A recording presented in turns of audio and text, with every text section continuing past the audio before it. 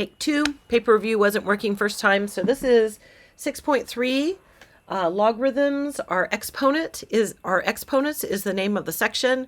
We're going to be chanting that a little bit today, and we're meeting the logarithmic function for the first time, and so here we go. It's going to be fun.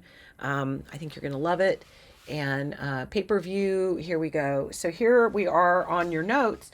I got that email asking me about the notes, and so yep, here's our notes.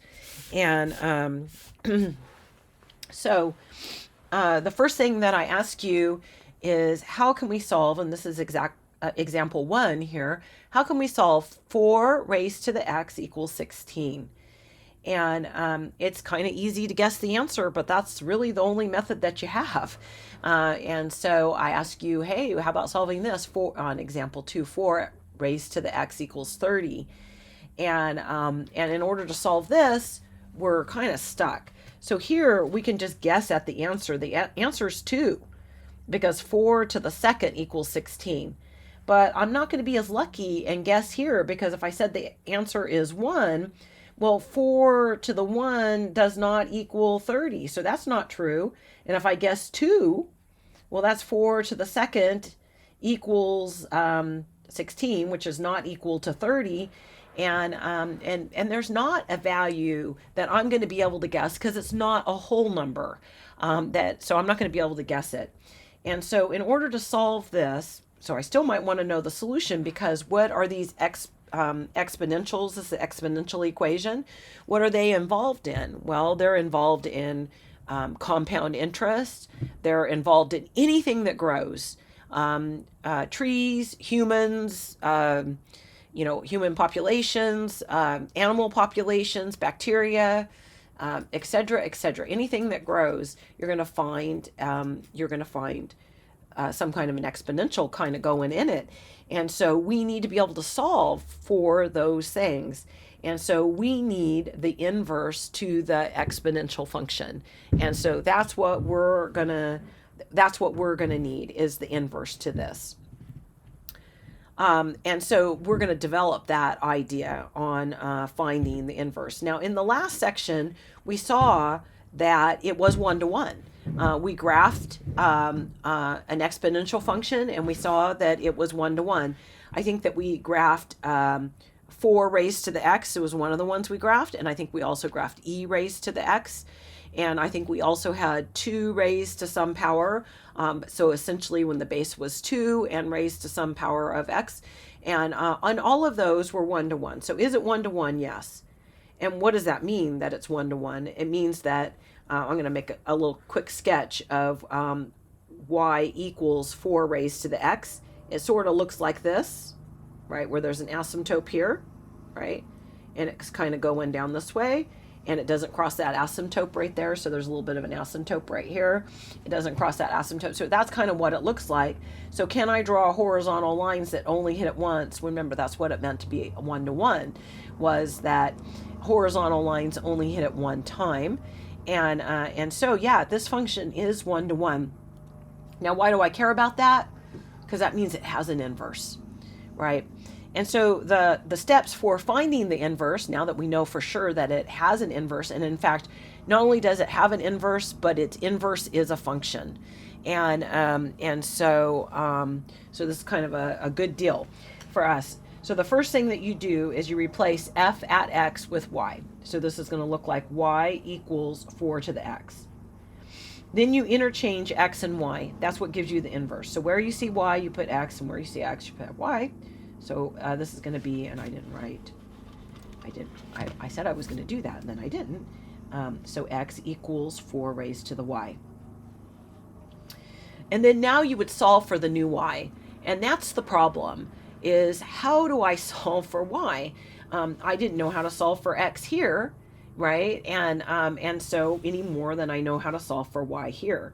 And so what they say is that what y is y is, that's equals almost, right, is the number.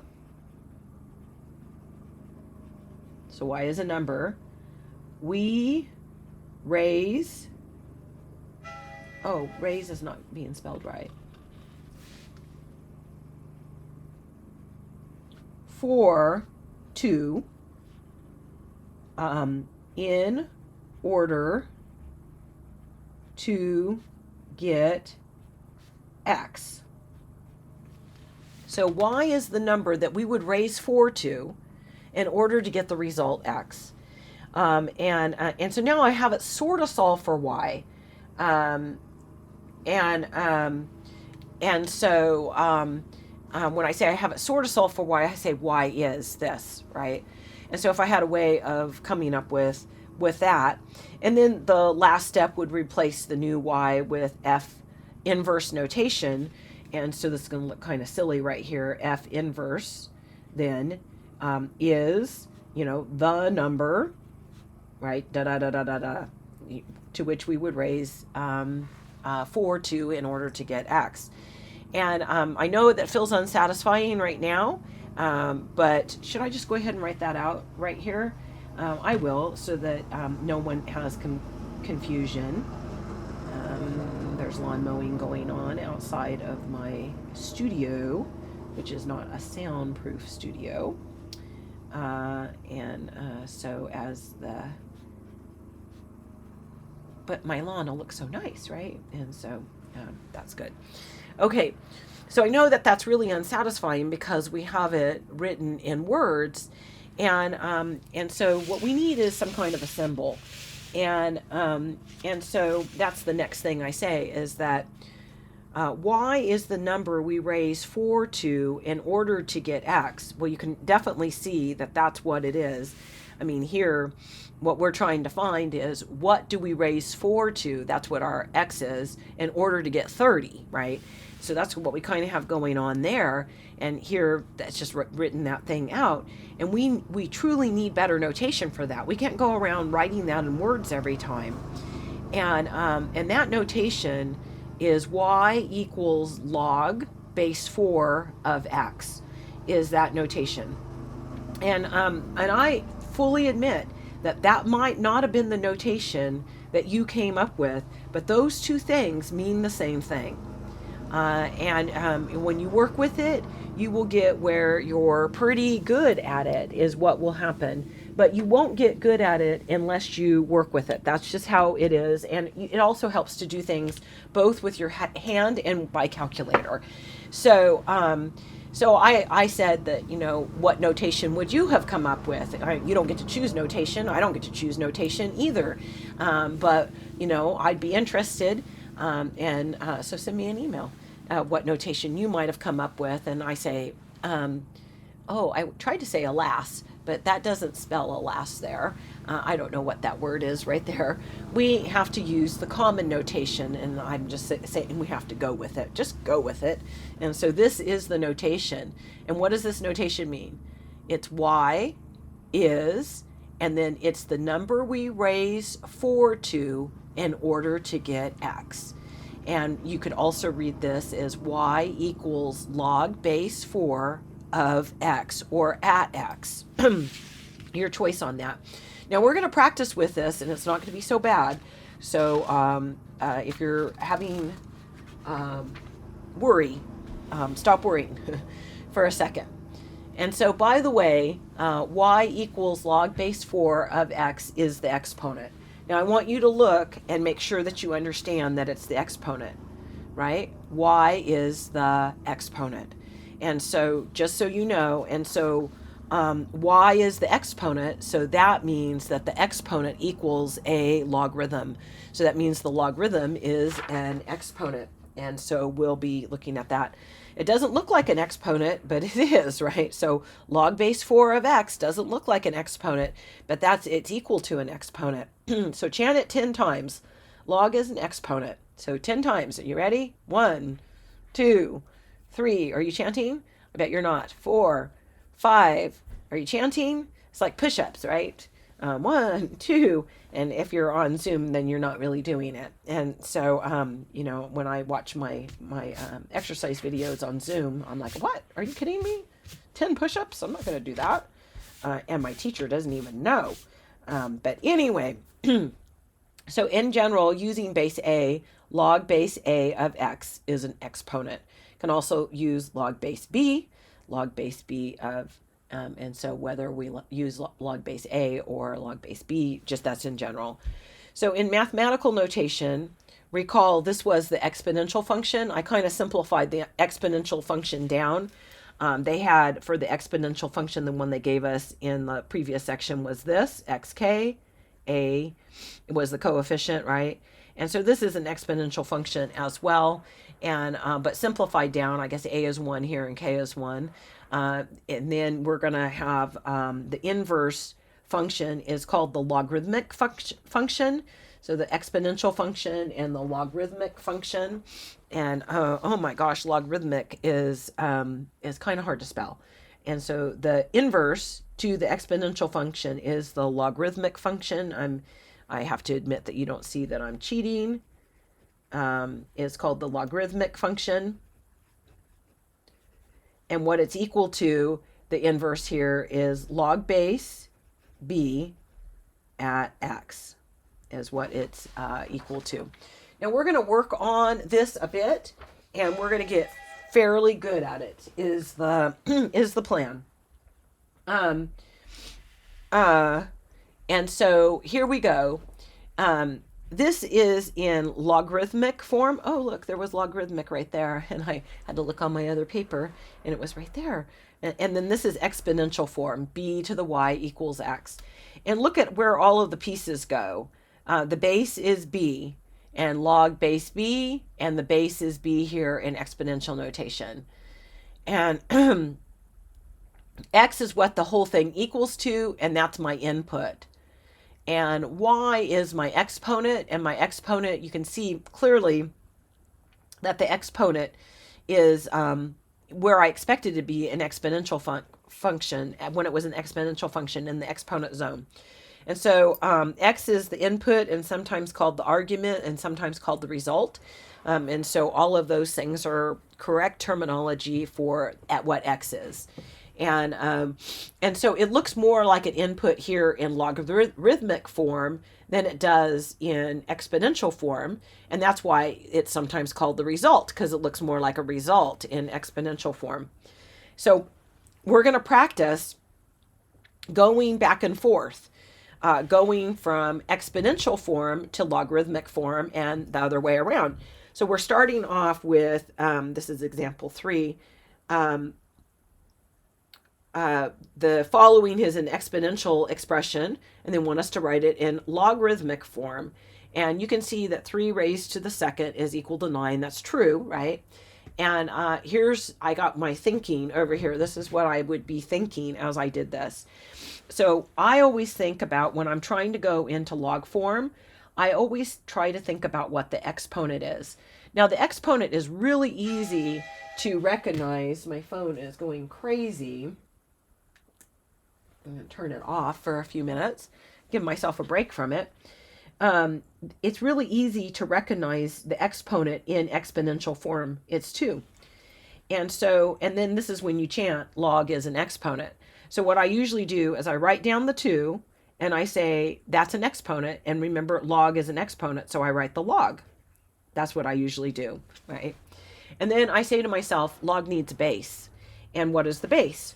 Well, the base is the part that you're raising to the second.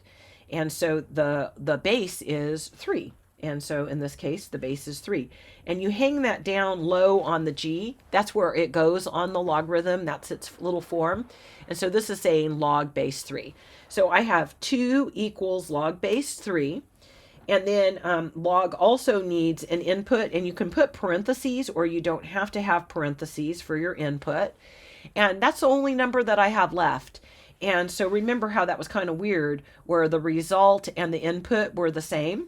And in this case, the result is 9 and the input is 9. And so 9. And then I just want to show you, so that's it. I just want to show you that, hey, if you did this on your calculator, now I feel bad because if you have just any calculator, it won't do this. And so I'm not saying that all the TIs won't do this, but I know that some of the TIs won't do this. And so TI 30 won't do this for sure, but And so right now with our logarithms, now I just want to check, is log base 3 at 9 equal to 2? Because it started with a true statement, 3 to the second equals 9, right? And I just want to make sure. And right here is your log, and this is log any base you want and any input you want. So you hit that button, and so now I am doing that log. What base did I want? I wanted 3. And what input did I want? I usually put parentheses, but you don't have to put parentheses around the input 9. And that answer ought to be 2. And you notice that it is, because we started with something that's true, so I just wrote it in a different form.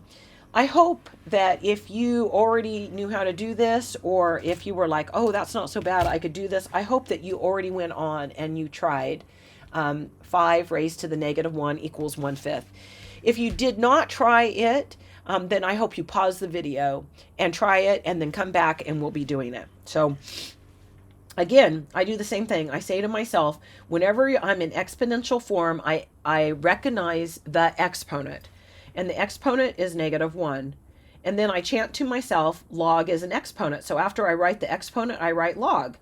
And I say, well, log needs a base. And the base is 5. That's kind of nice that the base in the logarithm and the base in the exponential form are the same thing. They're both called the base. And so 5. And then I need an input. I always put parentheses for my input. You do you. You don't have to put parentheses for your input. And that's the only number that's left. And once again, it is the argument, right, is sometimes called the input. In one form, it's called the argument or the result. In the other form, it's called the input. So what was our result? 1/5. And so that is going to be our input, 1/5. And good news, you can put this in your calculator, log base 5 of 1/5. So I'm going to get my calculator here. I'm going to clear it. And I'm going to hit the log again. And I'm going to do base 5. And I'm going to put in here the fraction 1 divided by 5. And when I do, I'm going to get negative 1, which is what we said, that would be equal to negative 1, right? Okay, so that is going from exponential form into logarithm form. And you need to be able to do that. And so very important that you can do that. It takes practice to do that. It's odd. It's not something that we've done before. It's a matter of manipulating 3 things and putting them in the correct spot. And so it just takes practice is what it does. It takes practice. How many times does it take to do it? Well, we just did it 2 times. Hopefully you did it once. And I would say that it takes the typical person at least 5 times before they're doing it fairly confidently. And not 5 times on the same day. I think it's going to take you 20 times, kind of doing it day after day.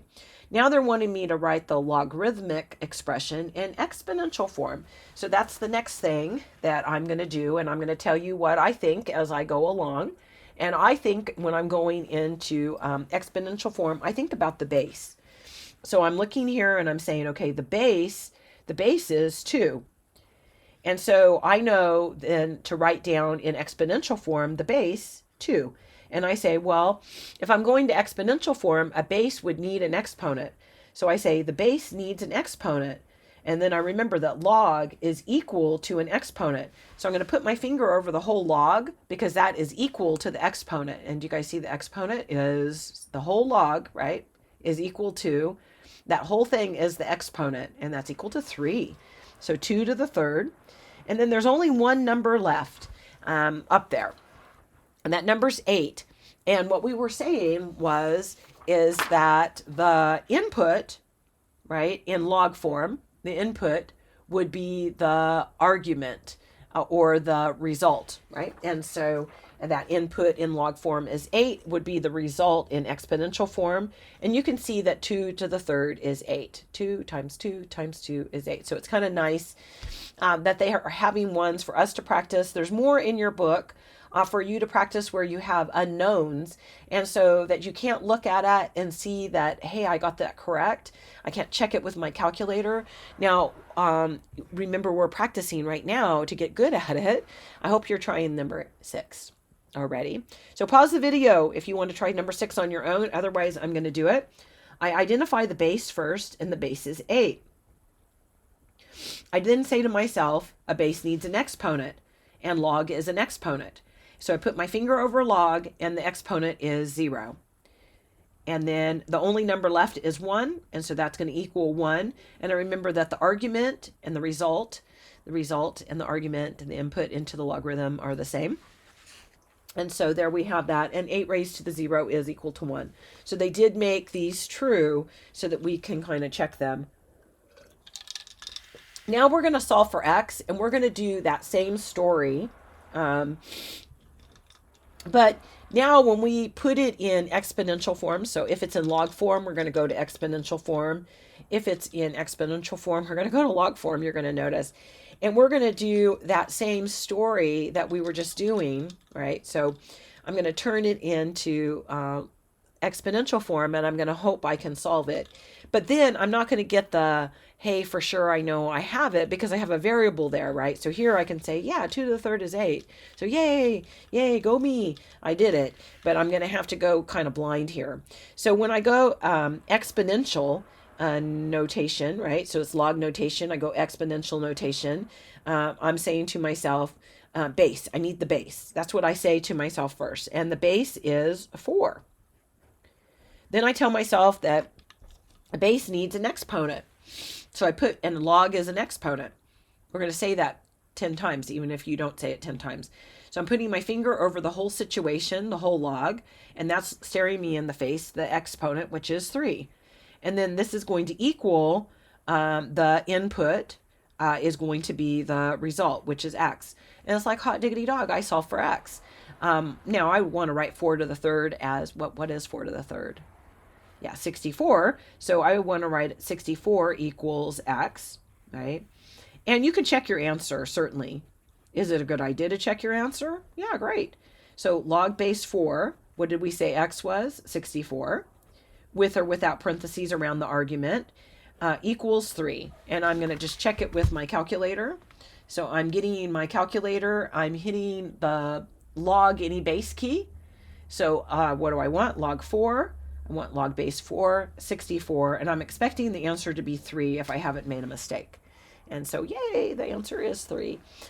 You'll get where, if you do it by hand and also with your calculator, that you'll get where you start to become familiar with it. If you only do it with your calculator, you will never become familiar with it. I hope that you pause the video and you try this one. And so, and then turn the video back on, and I'll be doing it. And so the base is x. So I'm going to write this in exponential form. It's in log form. And so I'm going to write this, that's the first step, right? I'm going to write it in exponential form. And so I notice the x, and that is my base, and a base needs an exponent. So I put my finger over all of log, and the exponent is 2. So x to the second equals 5 is my input into my logarithm, and also my result of my in my exponential equation. So I'm solving that, and I'm like, oh, x to the second equals 5. I solved those in, let's see, what chapter was it? I don't know, maybe 2, maybe 3, maybe 4, maybe 2, 3, and 4. I don't know. We've solved those before, though. We can use the square root property, the even root property. So if this is what we have, then x equals plus or minus the square root of 5. Now this is where we have to think a little bit just to make sure. Do you remember what we said about the base in the exponential function? And that will also be the true about the base in the logarithmic function, because they're the same person. So we said these things about the base. So I just want to remind you, and in this case, x is the base, right? So the base is x. And what did we say about the base? Do you guys remember? We said the base had to be positive. Can't make that come out of my mouth. Base had to be positive. Do you guys remember that? And I asked you guys to write out several values that would be appropriate for the base. Had to be positive, and the base could not be, so I'm going to put equals not 1. Do you guys remember that? So if the base has to be positive, are both of these good answers for the base? No, one of them's negative. So the answer is simply just x equals the square root of 5. If you want to check your answer, we definitely can check our answer. So I'm going to write right here, check. And we would be checking log, and then our base is the square root of 5, and 5, and then equals, and we're hoping that it equals 2. And so I'm going to get my calculator here. I'm going to hit my logarithm, and I'm going to put in for my base the square root of 5, and then I'm going to put in for my input 5, right? That's what I had, square root of 5 here, and input 5 there. And then I'm going to hit equals, and I'm hoping the answer is going to be 2. Anyway, so that's kind of wonderful there. We did a lovely job on that. I want to show you what would happen if you try to do the negative. Okay, so remember we excluded the negative answer because the base was not allowed to be negative, right? Remember that? So that's the reason I excluded the negative answer here and said only the positive answer. So I just want you to see what would happen if I put the negative there. So I put the negative there, right? And I hit equals. And the calculator knows, hey, the base is not allowed to be a negative value. And so the calculator says, no, you can't do that. Math error, it says. It doesn't mean that it's undefined. Undefined is when I'm dividing by 0, but it means it can't be done. Right, and so, okay, so now we're going to try here example 9, and we're going to do it by hand, and we're going to do it by calculator, and I'm going to ask you which one do you prefer, and so I am now trying to solve for the exponent, and you may be able to guess at the answer, and if you can, more power to you. You might not be able to guess at the answer, and if you can't, don't worry about it, because I'm going to show you how to solve it. And so what you do is when you have it in exponential form, and that sheer exponential form that we want to look at is a base, an exponent, and a number on the other side. And so that we can put it in. Now, if it's not exactly in that form, then I might want to manipulate things so that it is in the form, so it just has 3 pieces to it, and then I replace those 3 pieces. So I say I start off when I'm doing it in going from exponential form into logarithmic form. I usually start off with the exponent is what I usually start off with. So I say exponent, which is x in this case, equals, and then I've chanted a logarithm. And what is a logarithm needs a base. That base is 16. And what is my input? 8. And so now I'm trying to solve this. This method, by turning it into a logarithm, now you can use my calculator, because guess what? My calculator will do any log base, right? So I have my log, and what was my base? 16. And what was my input into my logarithm? 8. So I'm doing log base 16 at 8, and equals 3/4. So x equals 3/4. So there I was doing it by calculator. Now, if you wanted to do this one by hand, it's not one that you can quite guess at, but you can manipulate things a little bit from this form right here. So this is by hand. And I notice that 16 is 2 to the 4. And you have to notice this, and if it's not 2 to the 4, then 2 raised to the 4, then you might just be stuck and not be able to do it by hand. So not all of these can be done by hand. This particular one can. And so this is 2 raised to the 4, that equals 16, raised to the x. So 2 raised to the 4 is 16, and then raised to the x. So 2 raised to the 4x, like 2 to the 4, that's 16, raised to the x. And I want to do the same with 8. I want to take it and I want to write it as a power of 2.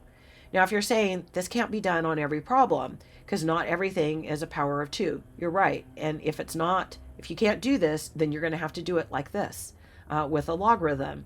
And so this particular one, because you can do that, there's another way of solving it. You can always solve it the logarithmic way, but there's another way of solving it. So this is 2 raised to the 3rd. That's what 8 is. And then using the power rule, this is 2 raised to the 4x equals 2 raised to the 3rd. And the bases are the same. They're both 2. So if the two sides would be equal to one another, then that would imply that the exponents are equal to one another. So because the bases are both 2, bases are equal. Now, if the bases were not equal, then you would be stuck and you would have to use that method over there. We can equate the exponents. We can equal the exponents, which is 4x equals 3. And then dividing by 4 to solve for x, we get x equals 3/4. So we solved this problem 2 ways. We used our calculator and logarithms to solve it, and we did it also by hand. Not every problem can be done by hand. It's a special case that it could be done by hand. So I'm asking, hey, which one do you prefer? Which one do you think is the best on that? And so very good. Now we can check our answer with our calculator as well. And I do want to show you how to check. So I'm going to write right here, check. Here comes the Mr. Lawnmower Man. And so 16 raised to the x, well, x was 3/4, equals 8. So I'm going to put that in my calculator. 16 raised to the 3/4, and you can use fraction 3/4, or you can do 3 divided by 4. But now I made it look, like what I have here, and I'm saying, hey, the answer needs to be 8, and the answer is 8. So yay, that means it worked. And so anyway, so that's kind of that story. It means our method worked. Okay, we did a lovely job on that.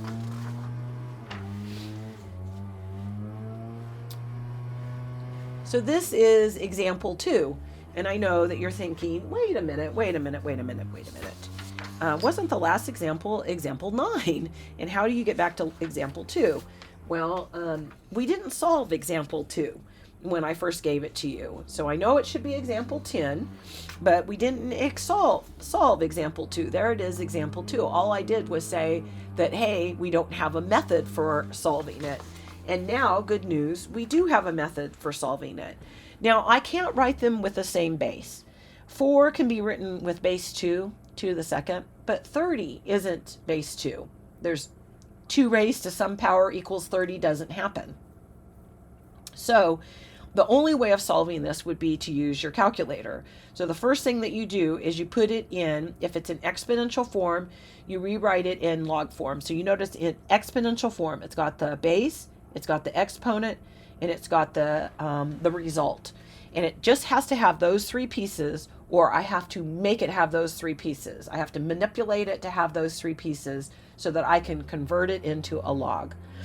Okay, so I always start with the exponent, but that's just me, and the exponent is x. And so does it matter what you start with? And the answer is no. All you have to do is however you want to do it. You just have to be able to get what I'm going to get on this line, however you do it. And then I say to myself, log is an exponent, so I write the word log. And then that reminds me that log needs a base. And the base is the same in logarithmic form and in exponential form, so the base is 4. And then I know that log also needs an argument or an input. So I usually put parentheses, and it's the only number I haven't used, which is 30. And now that's the exact answer right there, because I'm going to put this in. So this is right here. This is the exact answer. So sometimes I'm interested in the exact answer, and sometimes I would like to round it. And so I'm going to put this in my calculator, log, and you notice I'm going to put in there 4 for the base and 30 for the exponent. And it's going to fill my screen with numbers, 2.453445298. And it goes on more, and it just doesn't have them there. So it's rounded there a little bit. So this is the exact answer for x. And then we can do an approximate answer. Now, I did not tell us where to round to here, so I'm going to pretend that I asked you to round to the 10th. And maybe I'll even say when I make these directions, I'm going to put my self-typo, and then give exact value, I'm going to put, and give rounded 2/10. So I'll be able to fix this for next people. So I want to round also to the 10th. So I put the squiggly equals. The squiggly equals mean I'm going to round. And if I round to the 10th, I'm getting that over here on my screen, right? The 10th is the 4 is in the 10th place. And so because the next number is a 5, I would bump up, and this would be 2.5 if I round to the 10th. 2.5. And so I'm changing the directions here to round to the 10th. And I'm saying, hey, note how you put it in your calculator. If you're like, I don't know how I'm going to put that in my calculator because I don't have a calculator that will do it, then you cannot solve this by hand. And so I put a little note here. I said in 1885, William Burroughs invented the first practical calculator, and it would add, subtract, multiply, and divide. Those are the only things it would do. And it was just like the TI-30. Those are basically, the TI-30 was very similar to it, very primitive calculator. And what people who wanted to solve something like example 2, so this example that we're doing, what they would do is they would use the properties of logarithm that we're going to learn in the next section, 6.4 and 6.5, and they would look up on a table probably a logarithm that was value base 10. And that's a common log. It's called the common log. And so they would have a table that only gave you the common log. It wasn't an easy process. It's a long process. And but they didn't have a choice. They didn't have a calculator that would do it. And so that's what they had to do. So it was not easy. And I just want to note that there wasn't a calculator that was so nice that would do log any base when I started teaching in 1990 at Bakersfield College. And so so we were all having to look things up on tables. There would be a table at the back of the book with only log base 10. This was log base 4. And you would have to convert this using your converting that we're going to learn into base 10, and then you would look up the base 10s, and then you would divide it out either using your calculator that didn't do logs or that would just added, subtracted, multiplied, divide. And there's not a base 10 logarithmic tables in the back of our book anymore because everyone has a calculator that will do it. And so if you don't have a calculator that will do it, then I'm sure that you could find on the internet and you could print out some tables so that you could use them if you wanted. So, anyway, but most calculators, even the TI-30, will do log base 10. And so if your calculator won't do it, well, I'll recommend that you get a 991 or a 115. So right here, I'm using the 115, and right here, I have the 991. I love both of them so much. And this one also has that same button. And but if you don't want to get a calculator, then you need to know the change of base formula, and you will need to know it right now. If you're a person that already has this calculator, you don't need the change of base formula. So good bases are log base 10 and log base E, because those are on most calculators, and most tables give you log base 10 and log base E. And so, and then what you could do, so in our case, we had log base 4 of 30, and then using the change of base formula, we're going to change into log base 10. And so this is, our B is 4 and our M is 30. So our new base is going to be 10. So this would be log base 10 of M, and M is 30, over log base 10 of the B, the old base, which was 4. And what I usually do is I draw up like this. So I say log base 10 of 30, and then I draw down like this, log base 10 of 4. That's my memory verse on the change of base. Then you could put this in your calculator, and even the Casio has it easier to put in your calculator when you do this than the TI-30, because the TI-30 doesn't allow you to do the numerator denominator thing with complicated stuff. And so, and so sometimes people have even a hard time putting this in their calculator. So I'm going to use the log button. That's log base 10. That's just log. So log 30, end it. Log base 10 is just log 4, end it. And you notice we get the same answer. So I didn't expect to get a different answer. Remember, we rounded to the 10th place. I expected to get the same answer. I love the Casio calculator because I think that changing the base is not hard, but it's cumbersome a little bit. I don't know. You do you. Doesn't matter. Okay, they're asking me now to sketch the graph of e raised to the x, and they're asking me to sketch its inverse on the same axis. So we're gonna do that. I'm gonna put over here a little bit so that we know our values here. Y equals e to the x. I'm going to write that there, right? So I have x and I have y. And I'm thinking about using the table feature on my calculator. What the heck? I love it so much. And so this gives me an opportunity to put it on here and to show you the table feature. So the table, I hit the mode setup button without pushing enter or shift, and then it comes up table is number 7. And I wanted f of x equals e raised to the x. And so I'm going to put my E here, which is my shift, and then E comes on my screen. So it's right behind the LN button. LN stands for natural log. I know it's log natural, but it's, natural log. And then, and so I'm really getting that E to the, and so what did I want? I wanted X. I have to use the alpha and then the X. And then I hit enter. And this calculator doesn't allow 2, where the 991 allows 2 functions that you could put in. So I have to push just enter through G because I don't want any. And I'm going to just go ahead and do -7 to 7. I might not use all those values, and I'm going to step by 1. And so -7, -6 are all really, really small values. But when I get to -4, they're so small that it had to write them in scientific notation. And so when I know it's hard to kind of tell there on the calculator, but it has the negative and then the there. And so it had to write it in scientific. Wait, are those in? Yeah.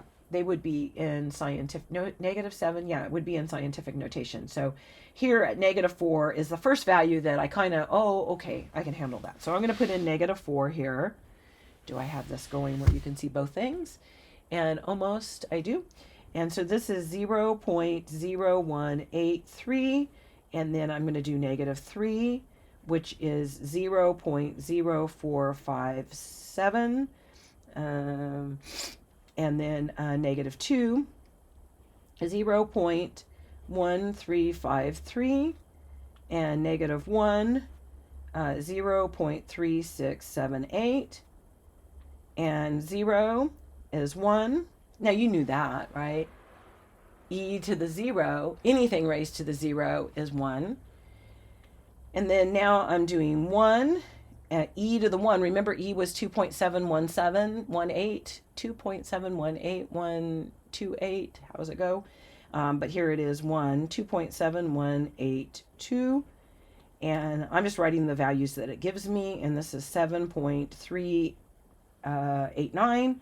The next one, when I do 4, is going to be really 20, it's really high. 4 is 54. And 5 is 148. It starts growing really fast. And we knew that about the exponential function. We said that what it does is it lays down along one of the axes, and it gets really big going on the other. So we have found where it's laying down here. It's getting really, really close to 0, and it's getting big, growing exponentially is what we say over here. So I'm going to plot these points. So -4, 2, 3, 4, is not much over 0. -3 is not much over 0. I'm only counting by ones. -2 is not much over 0 either. And all of those, they're just getting a little bit bigger, but they're not much over 0. And then at negative 1, 0.3 is not quite half. Half is 0.5. And so it's just a little bit less than half. So it's getting a little bit bigger. And then 0 is at 1. And 1 is at 2.7. So here's 1, here's 2, and then 0.7. And 2 is at 7.3. So here's 2, and 7 is here, and 0.3 is just a wee bit more. And so you can kind of see my exponential function growing here. Here's my asymptote right here. Here's my y equals 0 is my asymptote. And I'm drawing in my function right here. This is my function f of x equals e to the x. Now they're asking me to find the inverse. And so how do you find the inverse? Well, you first take this, they're steps, right?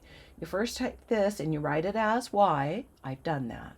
And then the second step is to, I hope you're saying what you do to find an inverse, is you interchange x and y, right? And so if I want to plot it, if I just want the plot of it and I don't want the equation of it, now I am gonna put the equation of it right here. But if I just wanted to plot it, do you guys remember that I can just come here and interchange the x's and the y's?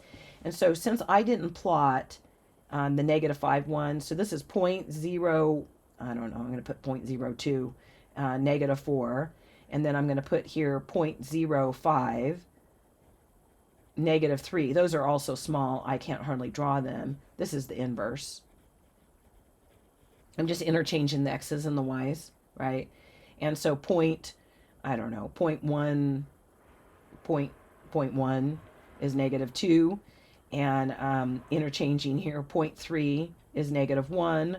1 is 0. So notice I'm just interchanging them.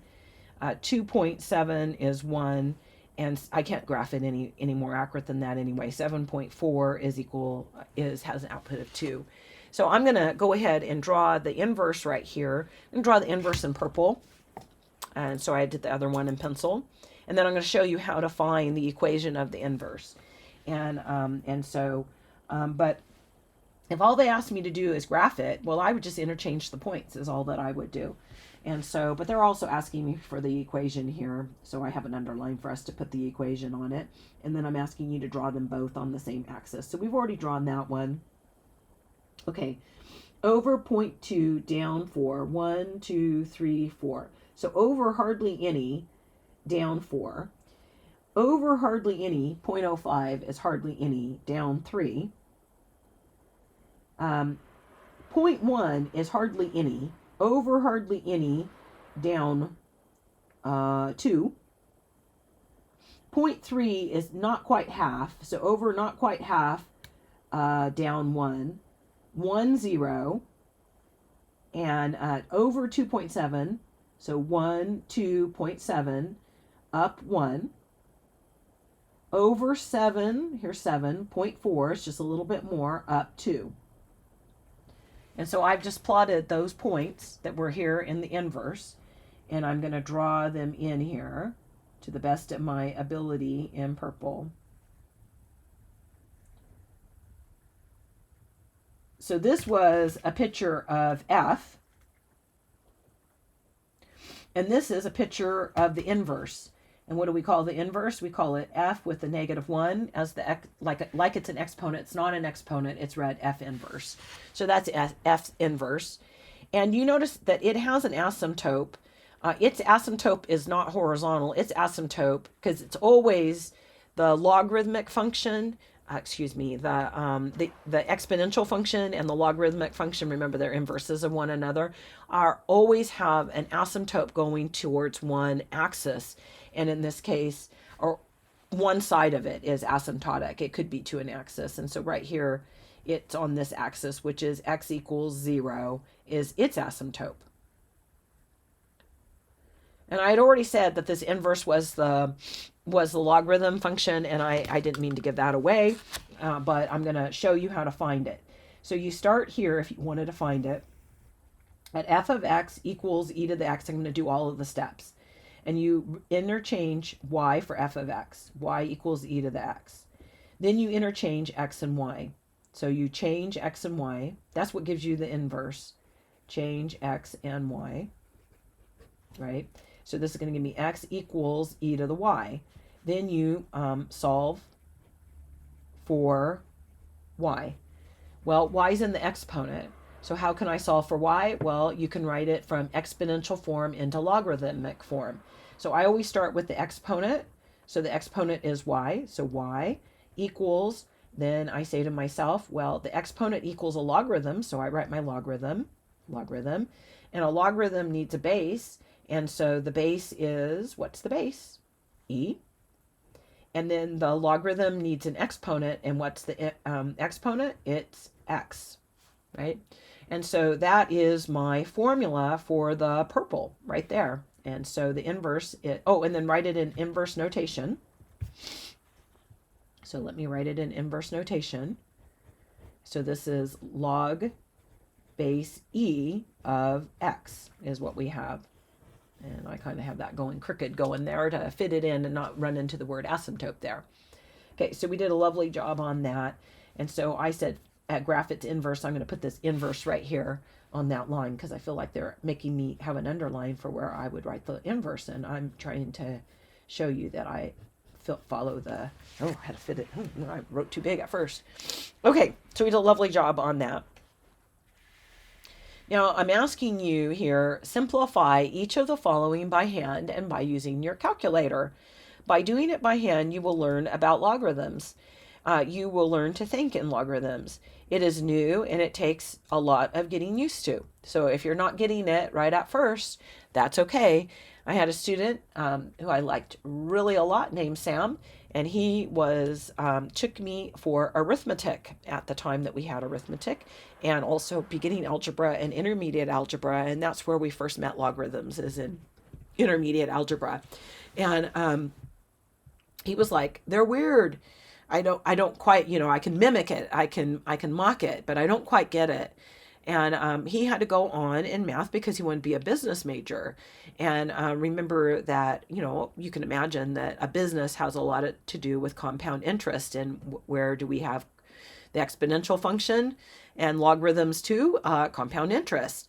And so when he got to UC Berkeley and he was encountering all that, and now that he's on his job and he's working in the world of finance and banking and whatnot, he's seeing that. But he told me that it finally clicked, and it was just keeping at it that made it finally click. So that's why I'm saying don't just put it in your calculator. See if you can think about it, and then and then go from there. So because it'll help it click faster than if you just stick things in your calculator and don't know what it found.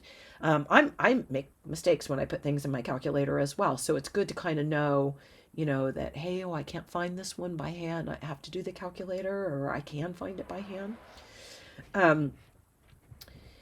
So logarithms are going to be something that you will need to know very well and understand very well if you want to go into STEM or business or nursing, etc. And we're doing the basics here. That's all we're doing. But this topic has the sky the limit. And so, but you have to get the basics down. Otherwise, you can't start going on from there. So if I was asked by hand, what is log base 10 of 100? I say to myself, well, I want to know what that equals. So I call it what? You could call it X or Y, it doesn't matter. And then I think of it in exponential form. This means 10 raised to the what equals 100. So I wrote over here, this is what I think. 10 raised to what equals 100, because then I can figure it out, because I know that 10 to the second equals 100. So I know the what is 2. So the answer here, log base 10 of 100 equals 2. And that's one way of thinking about it. With what they've given me so far, that is the way that we would think about it. Now I want to show you how to put it in your calculator. I have my calculator in that table mode, so I have to push this button, and then the setup button, the mode setup button, which I think I'm just doing mode when I hit it without the shift, and number 1. And then I'm doing log base 10 of 100, and I'm expecting to get 2. And I did. I got 2. Okay, and now I have a you try it. Of course, pause the video for the you try it. Otherwise, you know that I'm going to start doing it. So I think, well, this is equal to what? So I'm thinking to myself, 5 raised to what equals 1 over 25. And I hope that what you're saying to yourself is that 25 is 5 to the second, is what I'm hoping that you're thinking if you're doing it by hand. 5 raised to the what equals 1 over 5 to the second. And then I'm hoping that you're saying to yourself, if I wanted to write that with base 5 on this side of the equation, that I could put this in the numerator using our rules of exponent, and this would be 5 to the what equals 5 to the negative 2. And then the what would have to be negative 2. And so we found that log base 5 of 125 equals negative 2, because that's what they were, negative 2, and I wrote 25. What am I doing? And of course, I could check it to make sure that I have that right with my calculator, but I can also solve this. Oh yeah, of course I can solve this with my calculator. So with my calculator, you just put it in your calculator. I'm hoping the answer is negative 2. So log, and then base 5, and then fraction 1 over 25, negative 2. So when I do my calculator, yeah, I get negative 2, just like what we got. And so do by hand and by calculator. And I think it's good to know how to do them by your head, because it gets you thinking about logarithms, which might be necessary for you depending on what you go into. So this one's more complicated because it's got the 2 logarithms kind of going around. So I've said try to do it by hand and by your calculator. So we're going to find the inside here first, and I'll show you how to do it. I'll show you how to plug it in your calculator. But I'm going to just try this part first. Log base 3 of 3. So I'm saying to myself, what is that equal to? And then you can write it in exponential form. 3 raised to the what equals 3. And now you know what is. The what has to be, this is 3 to the 1, right? The what has to be 1. So log base 3 of 3 equals 1. And so I can replace that here, right? So I have log base 5 of log base 3 of 3, which this is equal to 1, this whole thing. So I'm going to put equals 1. And then I can do this using my head as well, and then I'll show you how to put it in your calculator. So I could say, well, what is this equal to? I don't know. And then I could write it in exponential form. I always pick out the base when I'm going to exponential form. 5 raised to the what equals 1. So can you think of something that when you raise it to the 5 raised to this power, you get 1? I hope you're thinking 0. I hope you're thinking the what is 0, because 5 to the 0 equals 1. And so this whole thing, log base 5 of the input, log base 3 of 3 equals 1. And I'll show you how to put it in your calculator. So in your calculator, you hit that key and you put the 5. Then you go into the input, you hit that log key again, and you put 3 and 3 in those spots, and you hit equals, and it tells you, oh, I said the answer was 0. I said the what is 0, and then I put 1 here. I don't know why. And then I'm glad I did it with my calculator too, because it allowed me to correct my little typo there. My gosh. What was I thinking? Okay. One more example.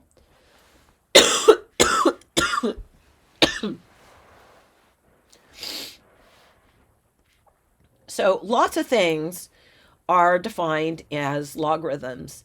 And pH of things, so like pH of my pool, pH of, of the water in my pool, of my blood, of my milk in the refrigerator, of my orange juice, etc., is a logarithm. Go look in your book. There's an example with it. In fact, it's log base E. And earthquakes are also on a logarithmic scale. And so this is the formula for the magnitude of an earthquake. And so one application of logarithms is in the measuring of the magnitude of an earthquake. If an earthquake has a shock wave T times greater than the smallest shock wave that can be measured on a seismograph. So BC has a seismograph, and I remember that we had a little tiny earthquake. It was around, I think it was around 3.4 on the magnitude. And right when we felt it, and it was just a tiny earthquake, it wasn't very big. The STEM assistants that I had at the time, they knew where that seismograph was, and so they ran down there to look at the, what it measured, and so I don't know if the seismograph is still there because there's been so many moves around. It was in the science building, and now the new science building has come, so I don't know if they still have that there. But anyway, it was kind of fun. Then the magnitude of the earthquake as measured on the Richter scale, so that seismograph is measuring on things on what they call a Richter scale, is given by this formula. M, that's the magnitude, equals log base 10 at T or of T, and T is your input, and that's how many times greater than the smallest shock wave that could be felt or measured by the seismograph. Actually, the seismograph will measure things that we can't feel, and so anyway, so this is an example. Wow, you try it on the first one. Well, if you want to, try this one, pause the video and give it a try, and you can try 15 as well while you're there, and otherwise I'm going to do them. So find the magnitude M of an earthquake with a shock wave that measures T equals 1585 on the seismograph. So they want us to find the magnitude. So we're going to have magnitude equals, and then log base 10, and then the input we're going to have is 1585, and this is going to give the magnitude. And I didn't tell you where to round. I already know that we're going to need to round, and I wish I would have. So I'm going to put this as a typo for the students next semester. I'll fix it. Typo, tell them where to round. Otherwise, this is the exact answer, right? So if I want to round it, then I will put it in my calculator. This is not one that I would be able to find by hand because there's no, 1585 is not a power of 10. And so I wouldn't be able to find it by hand, and I'm going to tell you round to the 10th here is all we're going to do. So we're going to do log base 10. Now, two ways of doing log base 10. You can do the log any base key and put your 10 in, and then you're at 1585 and hit equals, and I get 3.200, so we're going to call it 3.2 because we're rounding to the 10th. So here, right here, is the 10th spot. The next number is a 0, so it's 3.2. If you don't know how to round to the 10th, come see me. That's most of the time what I have you round to, unless it's money, then I round to the 100th. And so 3.2, so this is the magnitude on the Richter scale. So that's not a very big earthquake for earthquake standards. This is rounded to the 10th.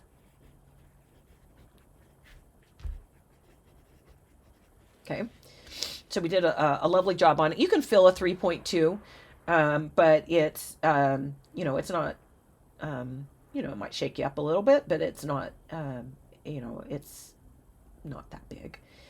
Anyway, long story short, the other way that you can put this in your calculator is the log key right there. That key, log, when you just hit it, is base 10. And it's just, you know how we have when you have a square root, they don't write the 2. Well, this is they don't write the 10. And so you can put it in here 1585. So log of 1585, and then that's log base 10. Now, they're not telling you that just now, because they're going to tell you about log base 10 in the next section. So right now, he's hoping you're going to put it in your calculator like this, is what he's hoping. Okay, and then the next one, you try it. If the earthquake has a magnitude of 7.1 on the Richter scale, how many times greater is the shock wave than the smallest shock wave measurable on the seismograph? So now they're telling me the magnitude, which is 7.1, and they're going to have me use this formula that says the magnitude equals log base 10 of, and then that T represents the smallest shock wave, how many times greater that it is than the smallest shock wave that can be found. So when I put this in my formula, M equals log base 10 of T, and I'm wanting to find T because what does T represent? What they're asking me to find, right? And so 7.1 goes in right here. Now I have this thing to solve. And anytime that you have something that's a logarithm and you want to solve it, what you want to do is you want to see if writing it in exponential form, so log form to exponential form to log form, and see if you can solve it that way. So that's the goal, right? And in log form, you have to have, just like an exponential form, 3 numbers. And if you don't have just 3 numbers, then you have to simplify it so that you do.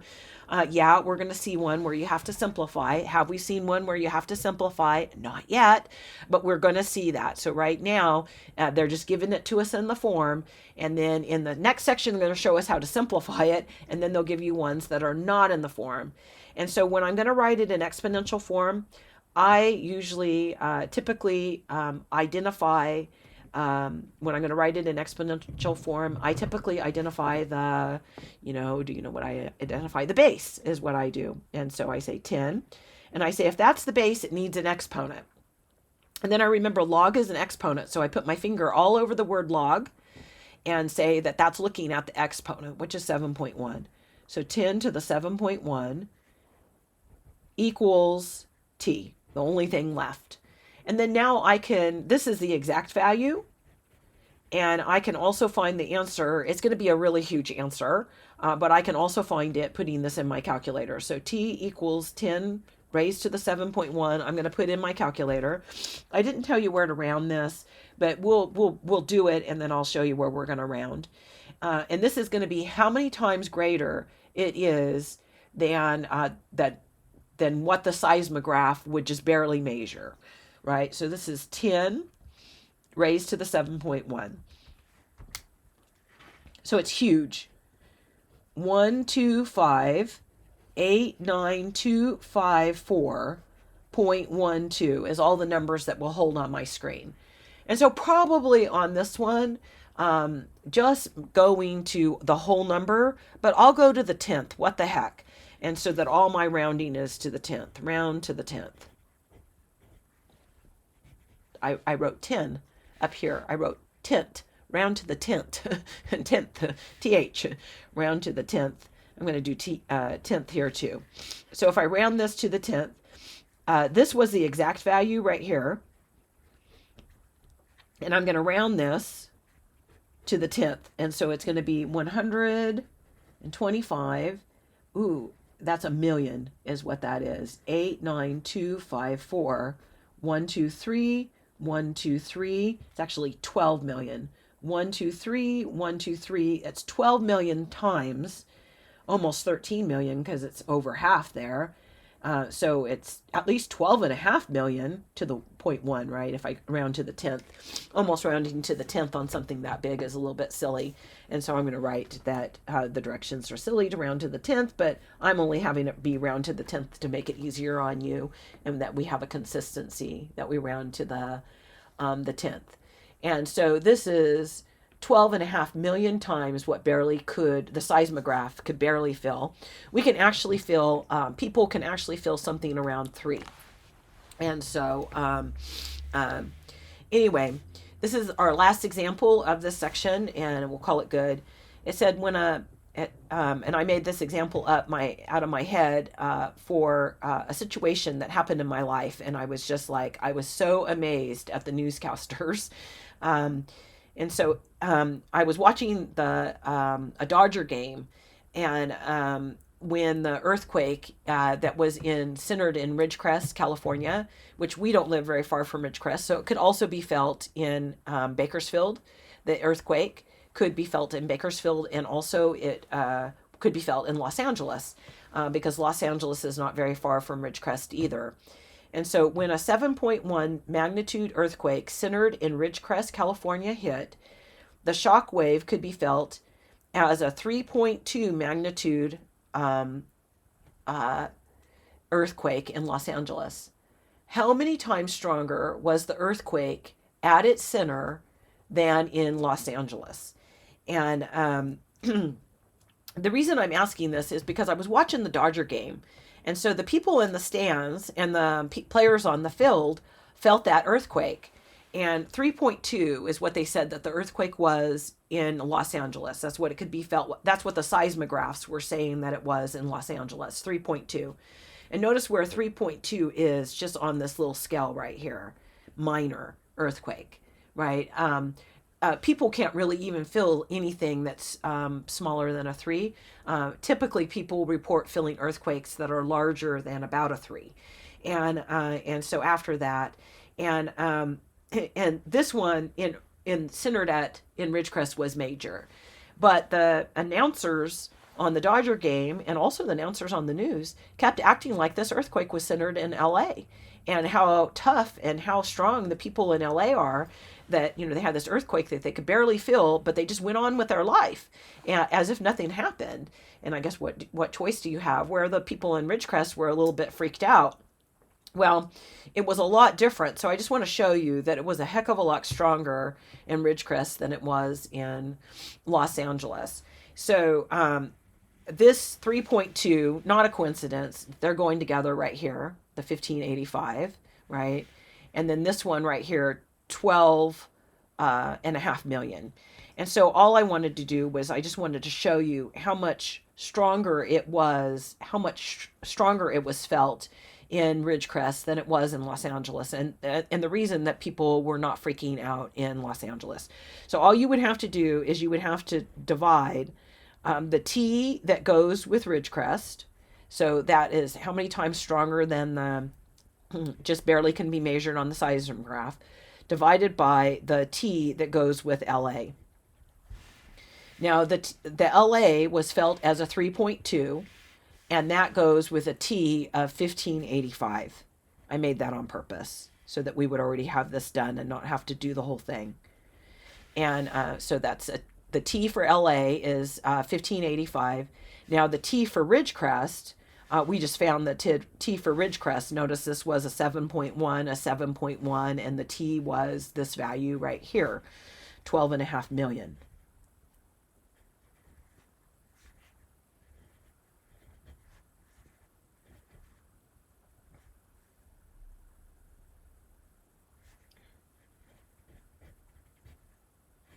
Do I have all the digits? 1, 2, 3. 1, 2, 3. Yeah, I do. So divide those. I had to count my digits. Divide those, and you'll see how much stronger it was felt in Ridgecrest as opposed to in Los Angeles. How many times stronger? And so now we're not comparing it to the seismograph. What the seismograph will measure, we're comparing it to what the two cities would have felt, and of course different places in Los Angeles. But I'm just taking the numbers that were given. And so this is 7942.